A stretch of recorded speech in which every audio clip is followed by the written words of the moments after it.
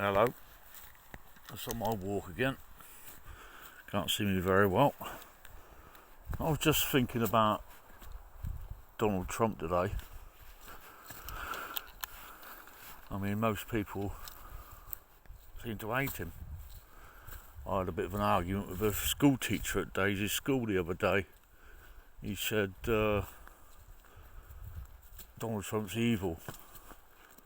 And I looked at him and I said, you name me one thing. I said, anyway, I don't want to speak about him to you. I said, you ain't got nothing to say about him. You just want to say the same things everybody else says. Show me the proof. Show it me. And I said, don't talk to me again about it unless you've got something proper to say. And he promised he wouldn't. But he shouldn't. He makes the kids watch the BBC, and this is a special needs school. And I don't think they should be watching the BBC. My daughter comes home, she says she's frightened. And there's nothing I can do about it. Absolutely nothing. I'm tired. I've got to send the kids to the school, unless I get fined. It's alright for them. They can say you're shut down and they're not coming in for 6 months. But we can't take them off for one bloody day without being crucified. I took them off last week when they're supposed to have vaccinations. I thought, sod that, I'm not letting them have vaccinations. I'd rather bloody die first. I'll put my life on the line for it. I'm not letting it happen. But Donald Trump, I can remember in the 80s, he come over to England and he wanted to buy some land up in Scotland, up on the east coast of Scotland, build a golf course. And he was having real problems up there, trying to get this land, and sort it all out. And I was watching what he was doing, and suddenly there was this big story in the papers. Most people used to read the Sun newspaper back then, working class people. It was the best-selling paper probably in the world. Everybody seemed to read it. And there was a thing about a Cornish town, one of these really pretty places like Mevergissey or something, and that he was going to buy the whole lot and build a big hotel complex all the way along it, big concrete building. And of course, everybody forgot about what he was doing up in Scotland, and all the land got passed, and everybody was worried about this bloody place. This fictional building he was going to build in in Cornwall. Well, there's no way anybody would have let that happen, because nobody would want that to happen. Such a beautiful place, Cornwall. But I see that happen then, and I see all the people hating him, and I thought, why are they hating him? What's wrong with him? You know what I mean? He's doing well. Oh well, he's lost all his money, and he got all his money from his dad. I said, but it wasn't much. And I said, he's lost it and he's back again. I said, good luck to him. I said, that's the American attitude. Lose your money, makes you fight harder. In England, if you make a mistake, you've had it. Nobody would give you another chance again. That's what I've always liked in America. I'd love to live in America, but I don't think I've got much chance of getting over there. And I thought I'd go the border route.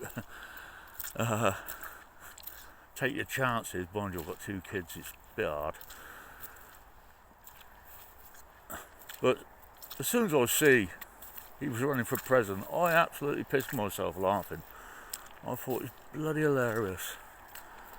And I was in favour of him straight away.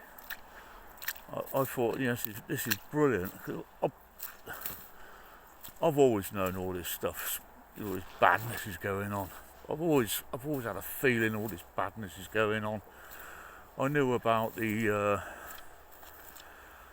the kids being used by the Asians and the blacks in Nottingham years ago when I was living there, back in the 90s.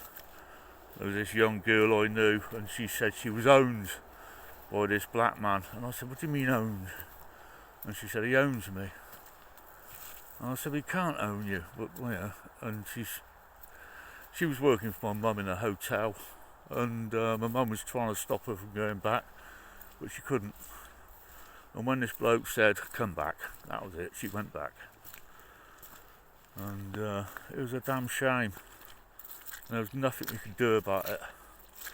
She just, she was just so scared of him. But she just, I don't know, she was so scared, she thought she was his property, and that was it. But we've been doing this for a long time now, waiting for a long time now for some things to happen, but now, my God, it's all happening now. I've seen I've seen a couple of the videos already, walking for a puddle. I've seen a couple of videos already. And this Hunter Biden, a dirty little git, and it's quite revolting. I don't want to see any more really. I've seen enough what I want to see. I've started posting them up today. They haven't been taken down. I'm quite surprised about.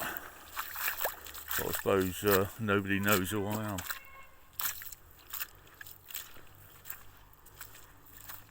There's someone over there tonight. Might be a train. No, it's a distant car. I'm actually walking on the heathland now, and you can't really see it in this dark. Well, I have a walk around here every night. Usually meet the cows when I'm around about here, but I think they're in tonight.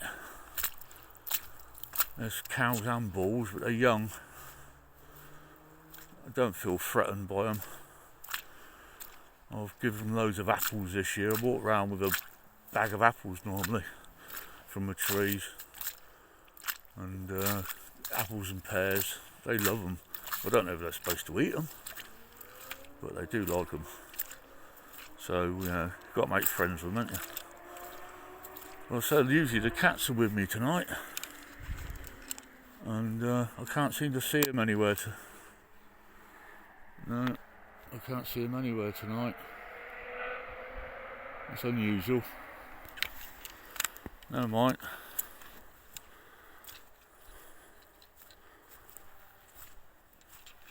Well, I've been following Q for quite a while.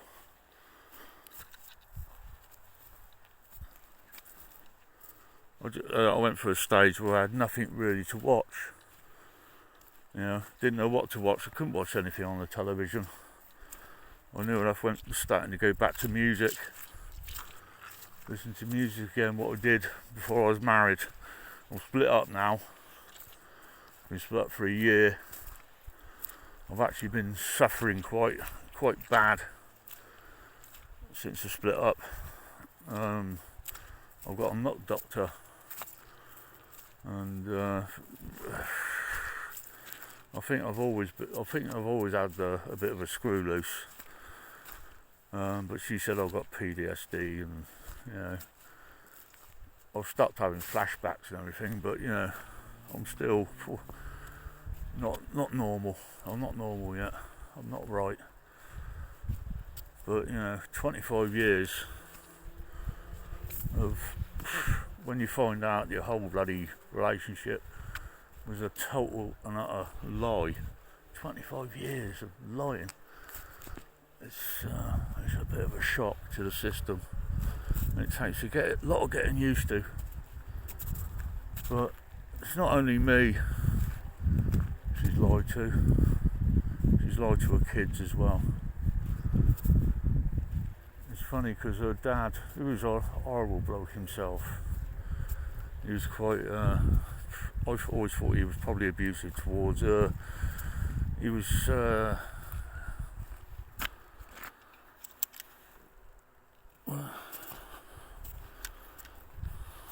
My son's starting to. My son just phoned me up. He probably wants to come for a walk. I'll have another walk round if he's here. No, it was quite an abusive relationship, and I didn't really even know that I was being abused. I honestly didn't. I thought it was just marriage. It's the only relationship I've ever had in my life. And but I was told that I was going through an absolute nightmare, and I thought, that's just marriage. And they said, no, marriage isn't like that. But I'm out of it yet now. I've been out of it a year. I'm getting better and better every day. What was really hard is I haven't touched a pen and paper for the last 25 years. And I left school, I stopped reading really very young. 10, 11, 12 I stopped, and I haven't done anything since. And I always had like a fear of it. I always had a fear of reading, and it just makes me so uptight all the time. And that's why I like all this news. Why I liked all the anons on on YouTube, because they would read the news, proper news, and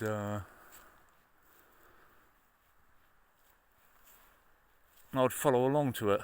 So I was sort of practicing reading, and now I'm having reading lessons. I'm going back to the beginning with all the sounds of letters and everything, because I'm such a terrible speller. When I want to find something, God, I just want to find it. It's impossible. I mean, I spelt those today with 2 W's just by mistake, but for a bit I just couldn't see what I'd done wrong. I just couldn't work out what I'd done wrong, and you can't explain that to anybody. When you do something like that and you can't see anything wrong, and my son would come down and he'd go, "Dad, don't send that email." And he'd stop it all, which is great of him. He understands, he helps me out. I do need help with it, but I am trying, because I want to open a company again. I want to open a business, and obviously I can't open a business in this day and age if you can't read and write. You're trying to pay the bills when my wife left, because she left with the house computer, and she paid all the bills. I got all the money in, and she paid all the bills, and I had no idea. Last time I was paying bills, I was living in a council flat. I was going down to council, paying my rates and paying my rent. I was going to the gas board, paying my gas, going to the telephone, going to BT to pay my telephone, no mobiles, and electricity board to pay the electric, and that was it. And as soon as they come in, I didn't wait for the reds like everybody said. Oh, wait for the red. No, I just paid it straight away. I like it paid, out the way. Anyway, it was a bit strange at first. It was a bit frantic, and especially when she was counselling me out. It was like my son walking around now. She was counselling me out all the time. Hi, Dad. All right, Julius. Cancelled my dole money, my invalidity, cancelled everything. Changed my address with them. Madness. Anyway, my son's back now. You had a nice walk. Do you want to walk round again? Sure, why not? Go on then, let's have a walk round again.